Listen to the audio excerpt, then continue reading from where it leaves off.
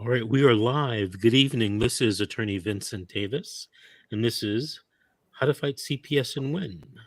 I'm joined tonight by my co-host, Miss Georgette Truen. Miss G, how are you this evening? I'm good, thank you.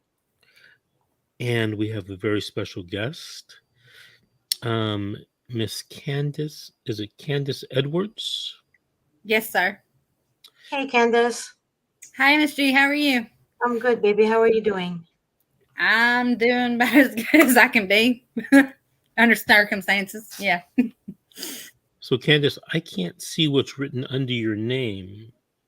A small individual with a huge voice.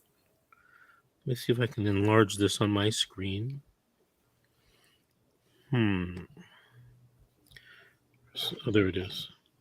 A small individual with a huge voice. Okay, now I can see it. I enlarged my screen there.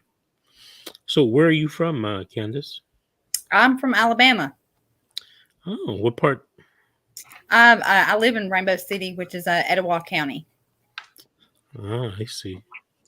I'm trying to think if I've ever been to Alabama. Birmingham, Montgomery, Huntsville. All right, Roll Tide, huh? No, sir. War Eagle. Oh, really? Okay. All right. So, this is a CPS show. I suspect that you have had some interaction with CPS. Is that correct? Unfortunately, yes, sir, I have. So, what's going on? Well, I have a very, very difficult situation going on here. To start off with, I actually have a federal class action lawsuit against my kidnappers and traffickers. Okay, I was falsely arrested, falsely accused, and I got sentenced 22 months prison time on my very first quote unquote charge. That's not even a charge. It was possession of a forged instrument. I cashed a check for somebody who didn't have an ID. Come to find out, this check was stolen. Now, I knew absolutely nothing about it. So what the judge did is he sentenced me 22 months to prison, sets my prison time aside, and gives me 22 months state probation. I violated probation. They call it absconding, but it wasn't a true absconding situation. I had just moved into a brand new house, just got the power on, just got the water on. Come to find out, the toilet was backing up into the bathtub. Now, keep in mind, at the time, my daughter, she was 1 year old. Okay. Now, she was born as a gastroschisis baby. That's where your intestines is born on the outside. We stayed at the hospital for right at 3 months. At that time, DHR actually tried to do a medical kidnap. Said that they was worried about her health, which there wasn't nothing wrong. I did everything that I was supposed to do. During that time, I actually became a mandated reporter for the state of Alabama. They did a safety plan. I got to take her home. She lived with me, but while we was doing the safety plan at this time, they had me do parenting classes. Got my certificate for that. I completed the 3 months, no problems whatsoever.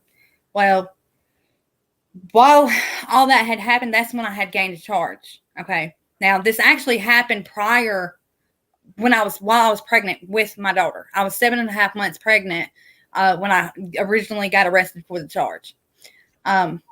So at that time, when I quote unquote violated probation, the landlord, he was trying to illegally evict me out of the house. He threw all my stuff on the outside. So when the probation officers come to the house to do a home check, I wasn't there. I was staying at my boyfriend's house. And the way they did everything, it made it look like that I gave them a false address. I told my landlord that I wasn't going to pay anything else until he fixed the issues that was going on. Like I said, the toilet was backing up into the bathtub, and my kitchen sink, the plumbing wasn't even hooked up. I was not fixing to allow my 1 year old child, who had already been fighting since day one of her life, allow her to have a bath in a bathtub where feces and stuff was coming up out of the tub.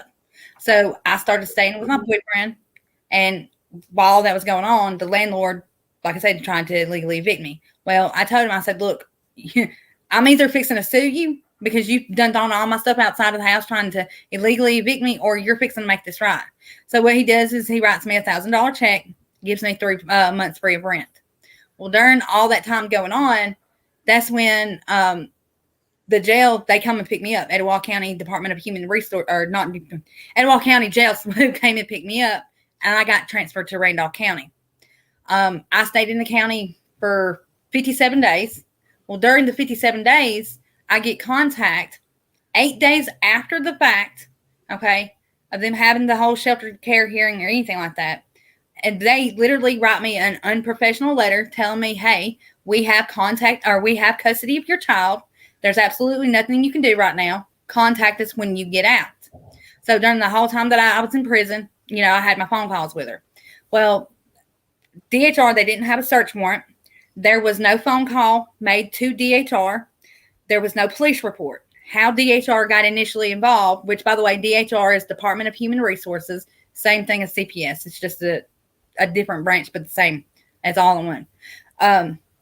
What they were doing, they come into the home of where my daughter was at, and to do a home study on the people who were in the process of getting their foster parenting license. They was getting ready to move on to the next step. They had to just come in and, make sure their house was good so they could pass them to that next step. DHR gets to asking about my daughter, asking about me. Of course, my prison sentence at this time was 22 months. How ironic. 22 months is when they terminate your, parental rights. Mm-hmm. So while I'm in the prison, okay, now keep in mind, they never actually removed my daughter from this home. There wasn't no allegations, nothing like that. All they did was the paperwork. They just transferred custody from me to these individuals. They didn't even have their foster parenting license yet. Okay. It took them 8 days to contact me. Didn't let me know when the shelter care hearing was. Okay. So I missed that. Wasn't able to hire an attorney or call an attorney or anything like that because I knew absolutely nothing about it. Couldn't even let the judge know anything about the case or what was going on with my situation. Because again, DHR falsely notified me of letting me know, hey, there's a shelter care hearing. We need you here. Now this happens. They come into the home December the 5th, 2019 at 8:15 p.m. December the 6th, 2019 at 3 p.m. is when they had the shelter care hearing. So it wasn't even a full 24 hours. They didn't even allow me 24 hours to even have this shelter care hearing. It was almost like it was planned. So during the whole time, what they wanted me to do is, at first they wanted me to do color code. And I told them, no, I wasn't doing color code. My case was not about drugs. There wasn't nothing wrong. They shouldn't even had custody of my daughter. Now, when my daughter was a month and a half, I did do a physical guardianship with, ironically, these individuals' mother, okay, giving her physical custody of my daughter because they were trying to do medical kidnap. So I did it as like a safety net type thing, even though she still remained in my care, okay. She never left my care. Even though we stayed at this lady's house, okay, she was helping me get on my feet, which I did. Within the 3 months that I was there, so my whole pregnancy, I couldn't even work. Okay. I didn't have anything, ready for this baby or anything like that. The baby daddy wasn't a part of life or anything.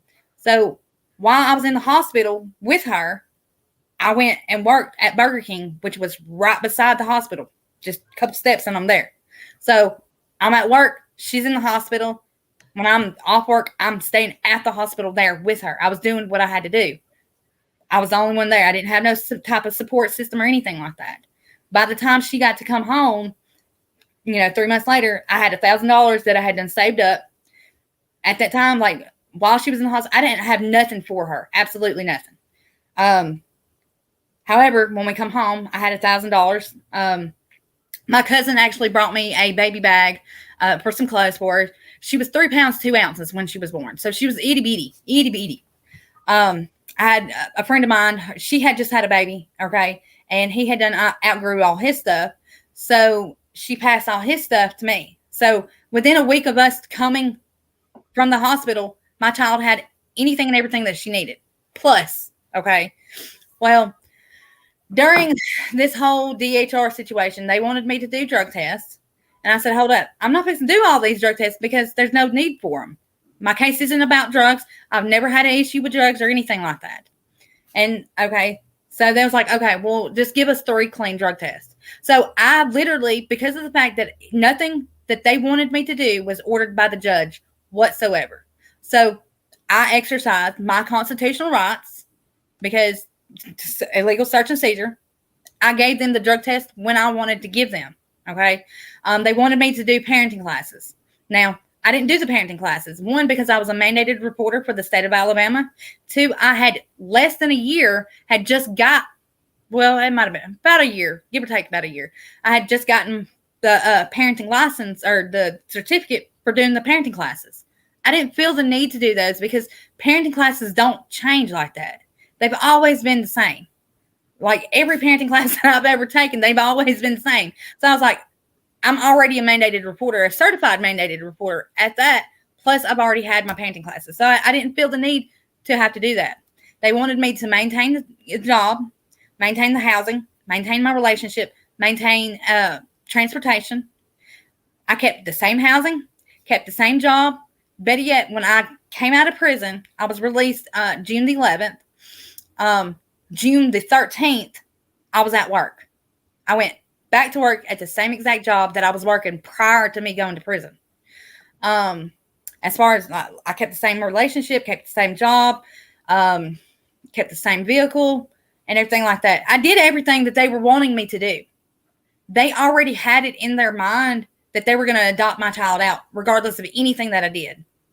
The social worker, like I'm legally married. Okay.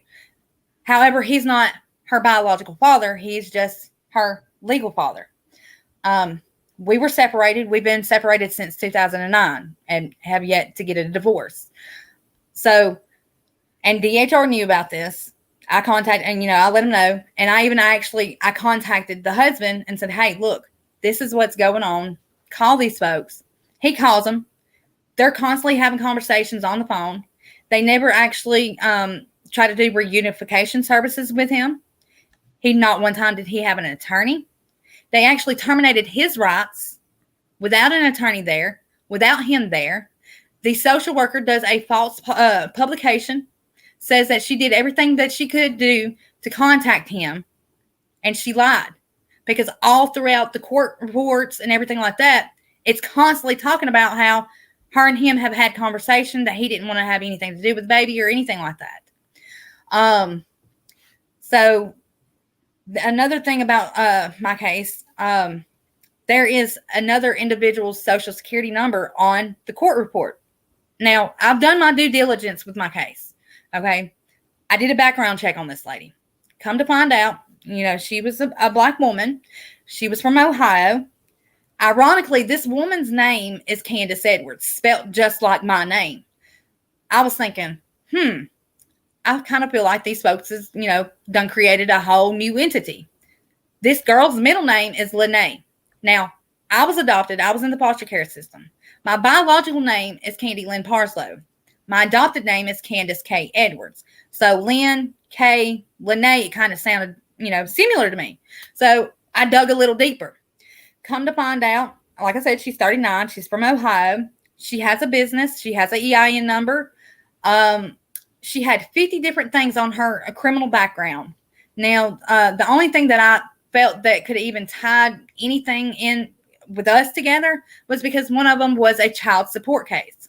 We all know that Title IV defunding. So I was like, okay, maybe that's how they kind of, connected the two together. But even then, it still doesn't make sense how they get somebody who's from Ohio versus Alabama where they mix, their numbers up. My number's nowhere near her number. My birthday's nowhere near the birthday that's on there. We'll come to find out this lady is dead. There's perjury by, so there was Tammy Parrish. She was the first attorney. Then there's Crystal Padula, Justin Hayes, and Randy Phillips for ineffective assistance of counsel. The very first attorney should have seen the whole situation, should have seen that, I was falsely arrested. Now, this lawsuit, you can literally go look my name up on Google, look up Candace Edwards in Alabama, and you can pull up the lawsuit. You can look at it in Pacer. Throughout several of the court reports, it states that I was falsely arrested. Should have never been arrested. What I did was I did a Rule 32 to the judge to let the judge like, hey, look, you over-sentenced me for something that I shouldn't even be going to prison. This is my first charge. Never been in trouble. Not to mention, I'm also a veteran of the United States military. So, what he does is he lessens the sentence to 7.5 months. Well, it was 7 months, 10 days, credits me 12 days.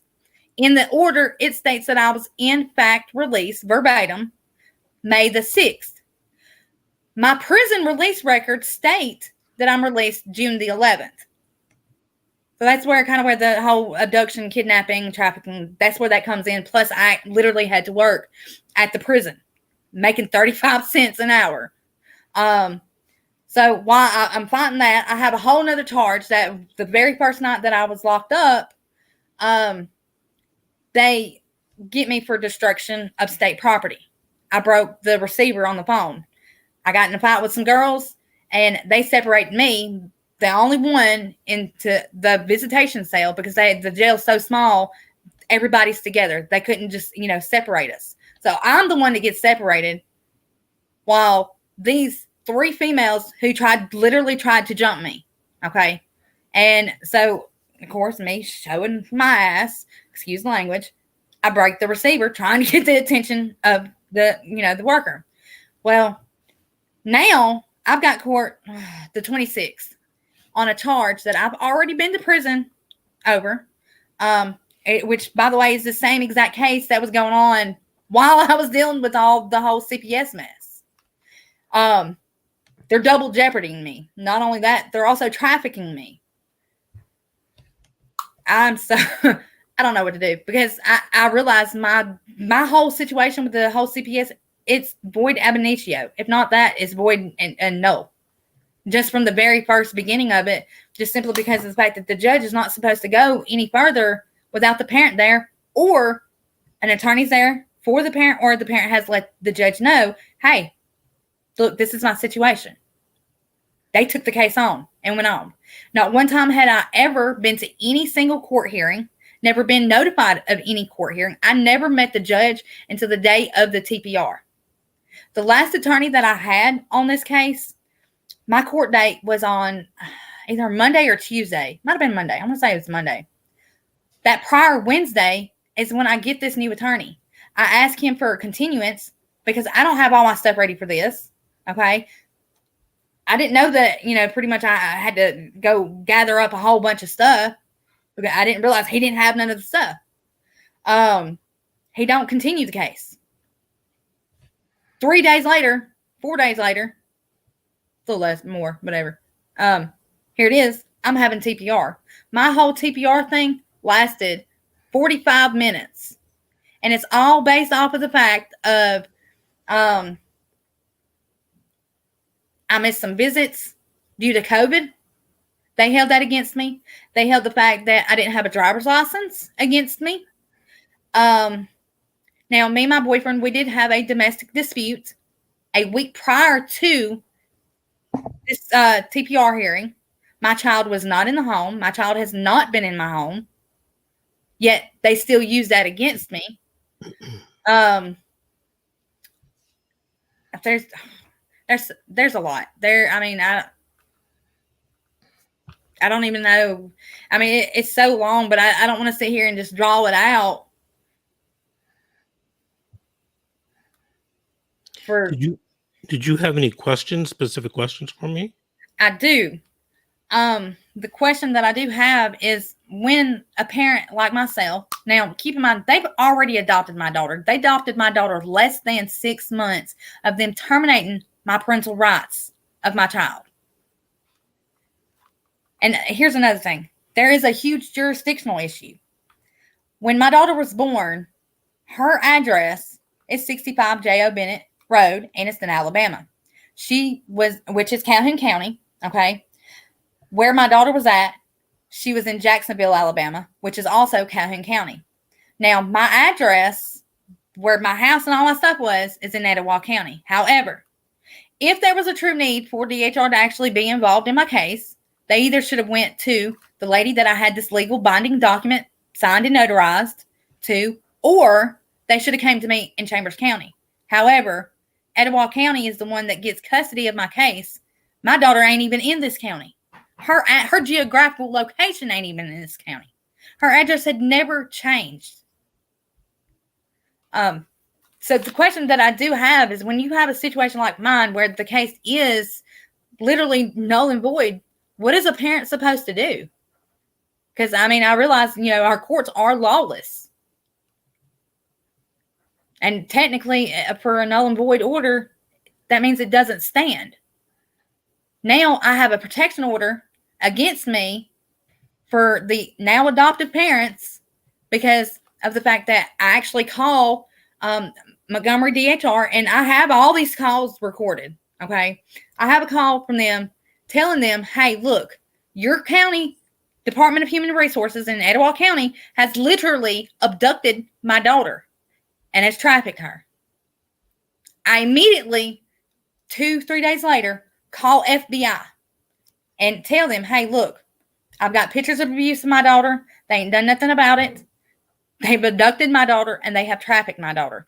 They came to my house, scared the living crap out of me. 9 o'clock in the morning, hearing bang, bang, bang. Candace Edwards, this is FBI. I'm thinking, I can tell you I waited a good 5-10 minutes before I even answered the door, because I'm sitting here thinking, I'm like, holy crap, what have I done? Then I remember, oh, wait, I did just call these folks. So I got to the door, answered the door, and they are only there just to see the pictures of my daughter's abuse.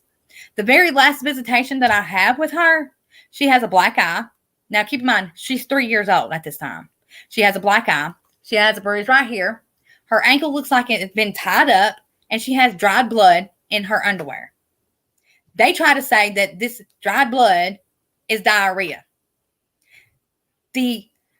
When I noticed this, immediately I had the supervisor come in there because the social worker wasn't there. The social worker was hardly ever at any of the visitations that we had. So I could never talk to her when I needed to talk to her to see what it is, that I had to do. They were trying to get me to do all these things like the psych evaluation. Okay. They wanted me to do a psych evaluation. Now, this guy, he covers 37 counties in the state of Alabama, plus the veterans. I didn't feel comfortable with it, period, point blank. However, I did go. I sat about 30 minutes, listened to him literally tell me that he was going to tell the judge, or write an 8-page letter telling the judge about my personality traits, if I had any disabilities, and whether or not if I could parent my child. His exact words was to be a mommy or daddy to my child. I looked at him and I told him, I said, first and foremost, ain't no piece of paper going to sit here and tell me that I can parent my child. Okay. Second of all, I don't feel comfortable with this. But however, because I'm being made to do this, I have to do this. And he says, well, since you don't feel comfortable, then, we can't do anything. We're going to have to stop. So 30 minutes later, I'm out. As far as like any testimonies from anybody other than like the social workers, their lawyers or whatever, like they literally tried to make me look like I was somebody I was not. Okay. Candace, I saw the pictures that you sent me with your daughters. Yes, ma'am. And I just want people to know I have seen dry blood before, and that was definitely dry blood. It was not urine. It was not it was nothing like that. It was dry blood in a specific area only. And I honestly believe the social worker should have done something. That's what I believe. Right. Well, they didn't do anything at all. And the only time it got discussed is when we was there at the TPR. Yeah. And they was like, oh no, that was just diarrhea. No, I'm sorry. I'm a female. Diarrhea is not in the front. No, it's not at all. Diarrhea is in the back area of the underwear. So in the front, that's not where the diarrhea comes. Oh my God. Yes, I do. I have all the pictures, by the way. And for everybody that's watching, and I mean, this child is being abused, like literally abused. There are body on her body as well. You know, this is um, this is sad. But I think you need to ask Davis, what is your next step? How you get her back? Because right now, Candace, the child needs to be with you. This child Yeah. needs to be with you. Absolutely. Absolutely. I agree with you. I mean, no parent is perfect. Okay. First and foremost. However, I didn't abuse my daughter. CPS is perfect, Candace. I didn't abuse my daughter. I was being sarcastic, but Yeah. yeah. But they think that every parent should be perfect, but no one is perfect. If we were perfect, we wouldn't be here. We would be up there. But you didn't do the kind of damage that they're doing to her. Exactly right. And what's so sad is I realize that when my daughter comes home, because my daughter's coming home, I don't give a damn what anybody says. I'm going to war. And I hope everybody who sees this knows that. I'm going to war. I know I will do anything and everything. I've already started pulling bonds. I agree. I totally agree with you. I mean, I was straight railroaded by the system. Not to mention, I'm a parent who is literally a targeted parent. One, like I said, I'm a veteran of the United States military, but two, I was also a foster child that was adopted out of the system. Yep. I automatically have a target on my back. Yep. And they take my child just because of the fact that I go to jail on. But I don't even know why. I heard the story about the jail part, but it's not clear to me. So did they arrest you for the landlord? No, they didn't arrest me. What they did is because of the fact that it made it look like I was absconding because he threw all of my stuff out of the house. So it made it look like I gave them a false address. I didn't let it. See, it was my fault. Okay, I will take the correct adult action on this one. It was my fault because I did not notify this probation officer of what was going on. But at the time, in my defense, I was too busy working. Okay. I was too busy working and too busy taking care of my child. I literally would get up, leave the house at 3 o'clock and not get home till 3, 4 o'clock in the morning. I believe you. Yeah. Like I've always worked up to this point now, like because of the fact that my quote unquote felony that I have on my background, that's a Class D felony, is not 7 years old. I got fired from my job. And for those of you who have studied the law like I have, knows that in order for a crime to exist, there must be a corpus delicti or an intended injured party place thing. But there was nothing intended at all. I was trying to help somebody else out because they didn't have an ID. Come to find out, it was stolen, and I'm the one that literally gets shit in the stick. Which, I mean, it sucks because this has affected everything about my life. I mean, I'm already being railroaded by the system as a child, and here it is at the age of 18 years old. I decided to join the military. And then just to turn around as an adult, still have to deal with these folks 30 years later. This is the third generation of my family now to have to deal with this. I think once you belong in the system, it's like you're screwed for the rest of your life. It's like, and it doesn't matter what you can do. I mean, like I said, you would think that somebody who is a veteran would have some type of something, authority or something. Because I signed the same exact, well, I can't say the same exact oath, but pretty much the same oath that David Vincent signed. And it's the same oath as, our Congress and, our president. I signed to serve the people, to protect them. So what would you ask Davis right now? What do you think would be my next move? She's been adopted. And I know everybody says once she's been adopted, there's nothing you can do. But the order's null and void from day one. Well, the only hope that you have is probably that federal lawsuit that you filed. Well, the federal lawsuit, it's only okay, so I'm the first individual in the state of Alabama to question the constitutionality of debtor's prison. I have a protection order against the judge, the clerk, the magistrate, and the sheriff of Randolph County. Okay. The judge literally told them that they had to release me because they could not keep me in jail for this. That's it. The attorneys that I actually have on that case, and I spoke with him this morning, and he straight up told me, there's nothing I can do for your case. Even though they represent trafficking victims, like I'm literally a victim of a crime. Both me and my daughters are.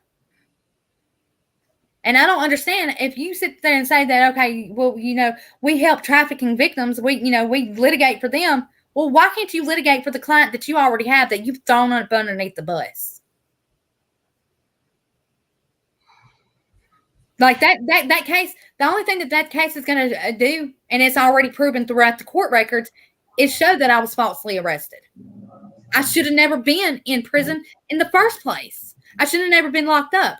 In the petition, the Rule 32, it strictly states that somebody that was in my shoes, somebody who had already been on probation and gained a new charge, which, by the way, they were supposed to drop because of the fact they didn't give me the chance or the opportunity to refute this charge, they were supposed to drop it. But here it is, for a whole prison term later and 4 plea docket deals later, I'm still dealing with this 4 years later.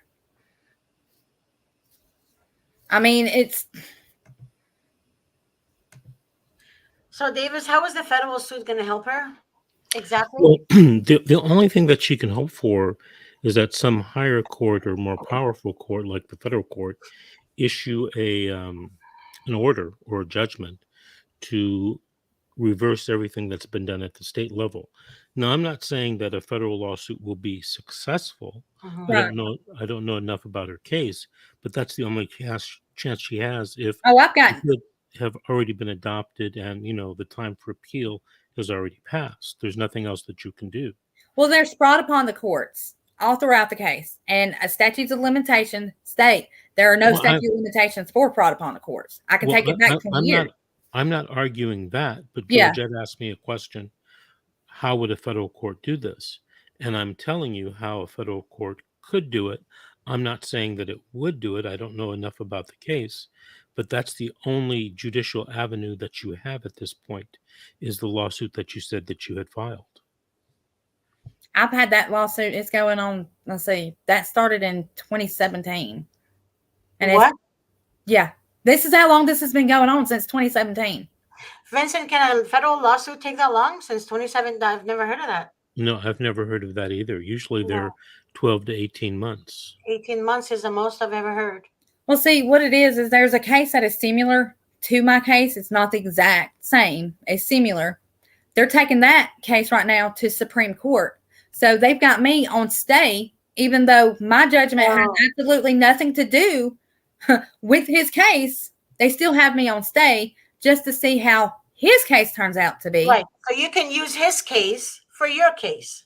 If he wins, that's why they have you on stay, so you can use his case.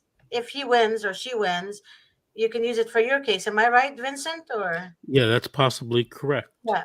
Now, I do have a presiding case right now. You have a what? A presiding case, or I think that's what it's called. A precedent case. Yeah, there you go. But I mean, my thing is, like, when you have an order that's null and void, okay, that means that's you can't keep talking about that, Candace. I know you told me this a million times too. Right now, you need to deal with it in federal court. And you need to have the right attorney in your state and county that can actually at least help you with the paperwork. At least the paperwork. Or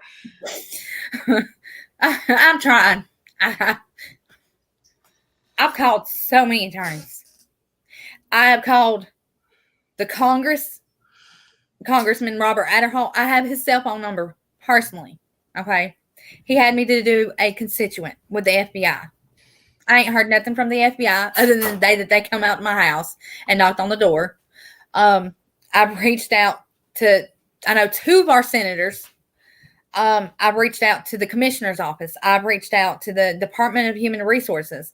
Now, I have actually called Children's Bureau. I'm waiting on the lady to get back with me because she actually told me that my whole case, there's nothing right about it. She did tell me that I can actually have a hearing, but she's supposed to be getting back with me to let me know what all those processes are. What lady is this? Is she a legal? What is she in legal law, or? She is actually from the Children's Bureau. Let me pull. Let's see, where did she go? The senators that you contacted or got a hold of, who are they? I actually found her through the website, actually their website. I was looking, like I'm a researcher. I'm a resource. Right. So I happened to find the question, and there was a question that I actually asked her. I told her, huh? No, go ahead, baby. Go ahead. I actually told her, I said, how is a parent who literally, my question was, I've got a question. What is the parent supposed to do when the agency themselves are doing the abduction and the trafficking? She gets back with me and she says, thank you for reaching out. And her name is, let's see, what is that? Lynn Dupuis, DUP, DUPUIS.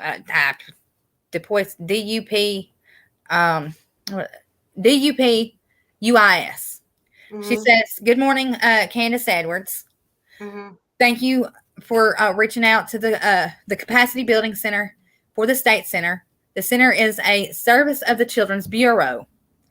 The center works with public child welfare agencies, tribes, and courts to build the necessary capacity to meet the federal standards and requirements, improve child welfare practice and administration, and achieve safety, permanency, and well-being outcomes for children, youth, and families. Our Center for States team has reviewed your request, commitment, or inquiry and given the topic and necessary support to address your question. We have determined that this request is outside the Center of State's area of service. Please note the information below.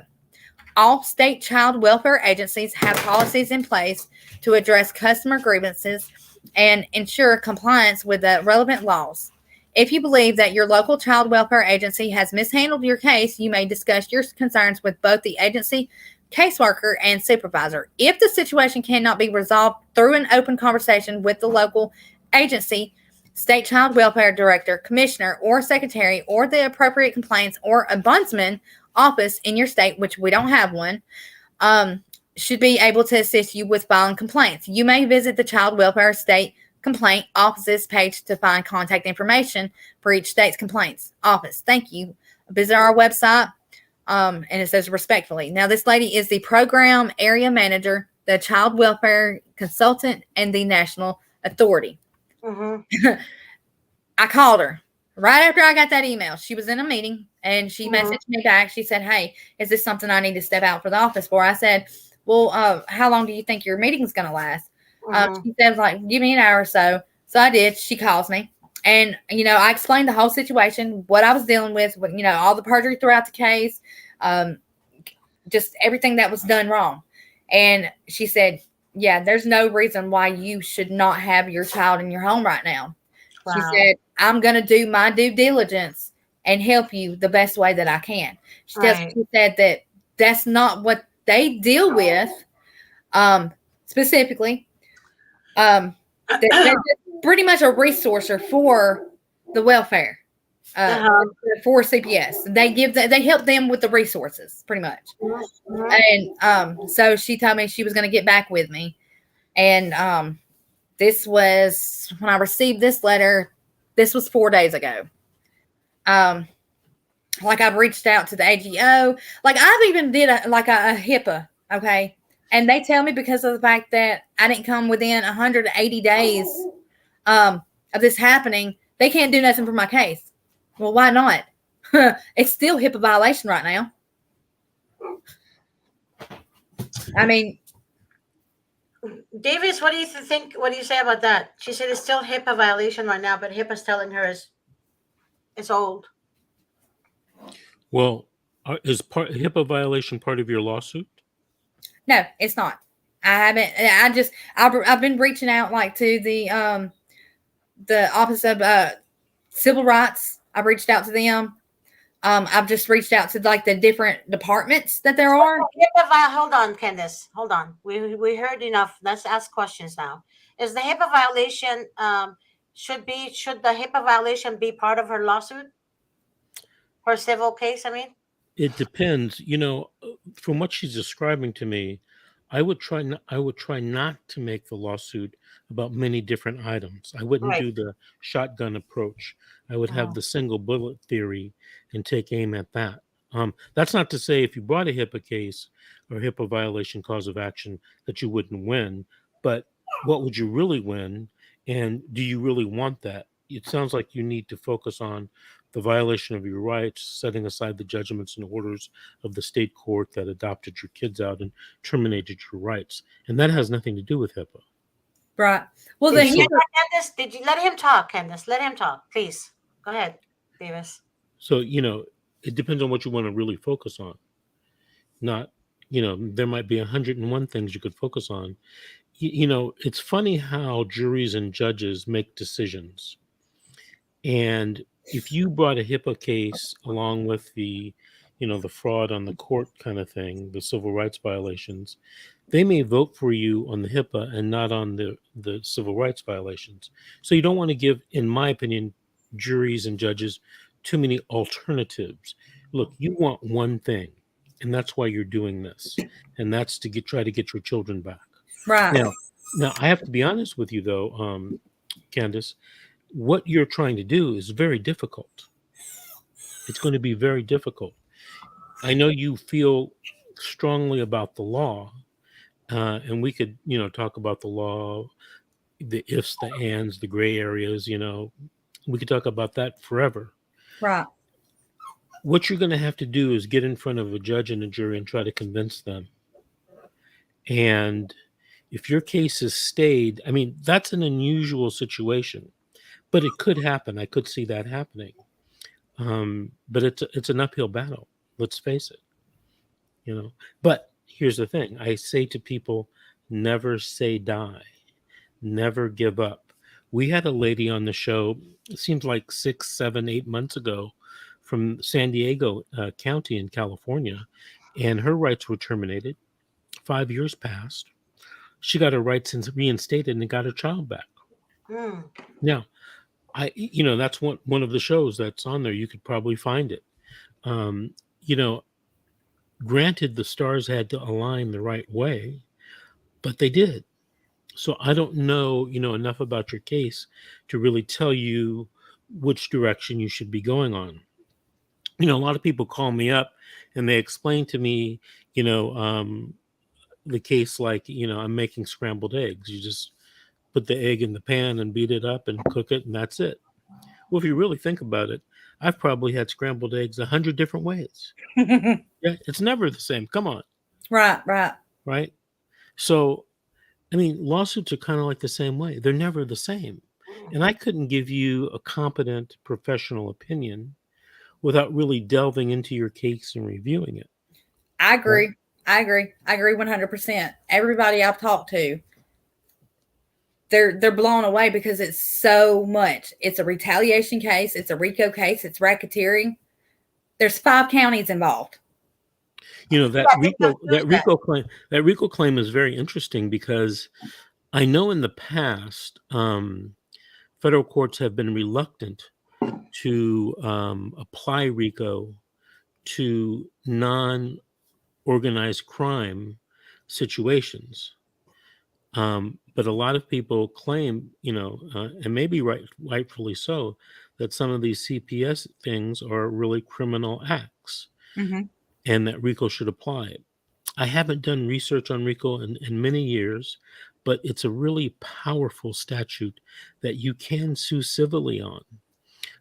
So what I would suggest is that you find a lawyer, in Alabama that can help you do this case, because it's going to be so difficult, if not impossible, for you to do it by yourself. I mean, not only do you have to worry about what the substantive law is, you have to worry about the rules of evidence, the rules of civil procedure.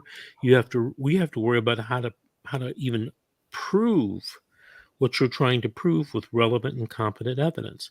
That's hard enough if you're just a lawyer. And I didn't hear you say you were a lawyer in a previous lifetime. No, So I know. I've been to so- paralegal school. okay. But I don't want you to think, like a lot of people think, that, hey, I was done wrong, therefore I'm going to win. Right. That's not true. That's not true.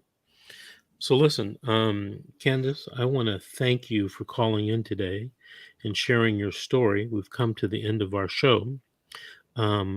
Keep us posted, because I'm really interested in what's going to happen to your case. Because if your case goes the right way, it could affect cases all over Yes. the country. Yep. All over the country. Absolutely. Well, I do have one question. I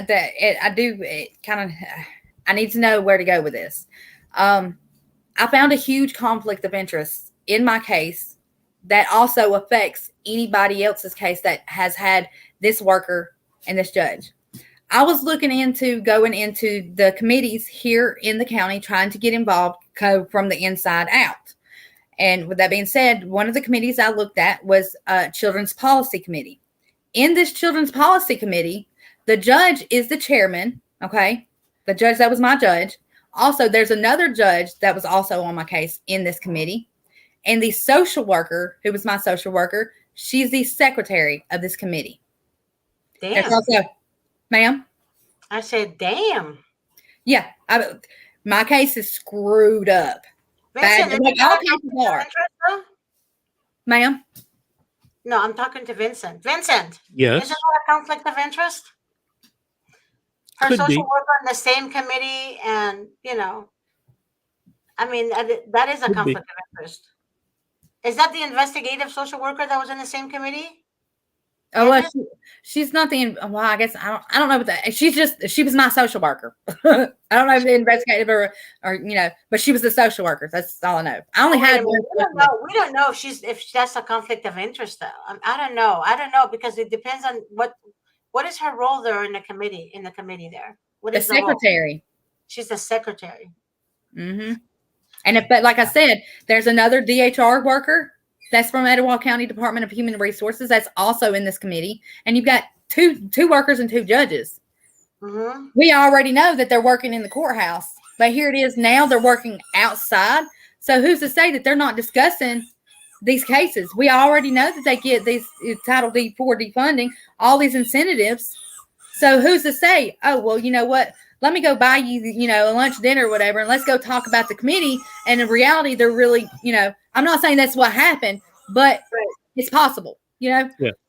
Hey, Candace, again, Yes, sir. thank you for calling in tonight, and keep in touch with us from Alabama. I'm really interested to find out how your civil rights case turns out. Yes, Ms. sir. G, Ms. G, thank you again for being a co-host this evening. And we'll see everyone tomorrow night at 7 p.m. Pacific time. Thank you and good night. Bye.